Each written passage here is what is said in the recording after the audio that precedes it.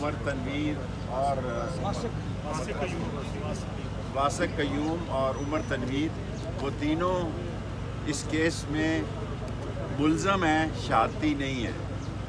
باقی کیسز بڑھ رہے ہیں، 11 کیسز ہمارے پر یہاں ہیں، اور 11 مہینوں سے کم تو فیصلہ نہیں ہو سکتا۔ لیکن اس ملک کی جو میں ہر بار اپیل کرتا ہوں کہ بے گناہ لوگوں کو رہا کیا جائے۔ 102 ملزم ابھی ایسے ہیں جنہوں نے وکیل ہی نہیں کیے۔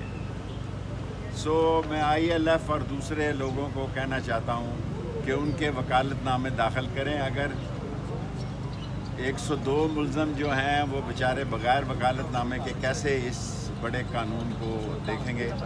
اور اگر کوئی سوال ہو، ورنہ میرے پاس تو کوئی یہ بتائیے گا کہ آج کل جو کیپٹن صفدر ہے کافی اور کیپٹن صفدر اس قابل نہیں ہے کہ میں اس کا جواب دوں۔ شیخ صاحب، آپ کے خلاف جو مقدمات ہیں، آج بتایا گیا تھا کہ اس میں کوئی چلان کی نقول تقسیم کی جا رہی ہیں۔ چلان کی نقول جو تقسیم کی گئی ہیں، ایک آج ہمیں تو کوئی نہیں دی گئی۔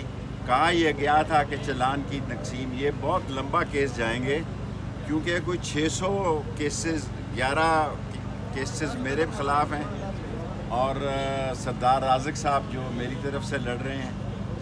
آج جتنی بڑی تعداد تھی اندر، یہ کوئی آسانی سے فیصلہ ہونے والے نہیں ہیں، یہ بڑا ٹائم لیں گے۔ شیخ صاحب، آپ ہمیشہ عام آدمی کی، غریب آدمی کی بات کرتے ہیں۔ غریب تو مر گیا، کیا بات کروں ملک؟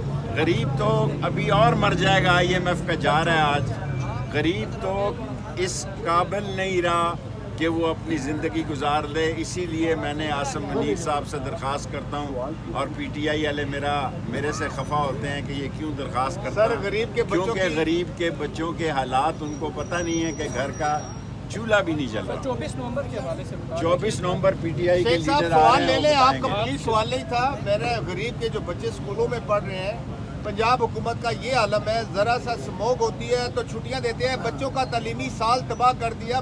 والدین ملک فیسیں نہیں صاحب، دے میں سکتے۔ اس سے زیادہ یہ کہنا چاہتا ہوں کہ ہم نے 60 تعلیمی ادارے بنائے ہیں، بچوں کے پاس داخلے کی فیس نہیں ہے۔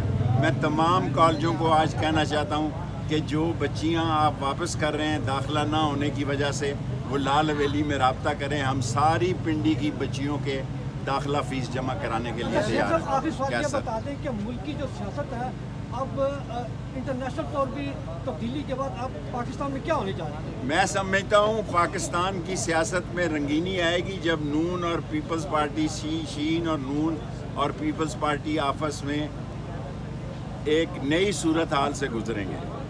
اور یہ ملک جو ہے، یہ 2 مہینے جب میں کہتا ہوں تو لوگ کہتے ہیں کہ یہ پیشن گوئیاں کرتا ہے۔ 30 دسمبر سے پہلے اچھی خبریں آئیں شیخ گی۔ صاحب، آپ کے بظاہر ابھی رابطے نہیں ہیں، کوئی رابطے نہیں ہے، میں خدا کو گواہ بنا کے کہتا ہوں، میرا کسی سے کوئی رابطہ نہیں۔ ویسے میں چاہتا ہوں کہ مذاکرات ہوں، حل نکلے، کوئی ایک تنگ گلی سے بے شک حل نکلے اور لوگوں کو رہائی ملے، تمام لوگوں کو آئی کے سمیت رہائی ملے۔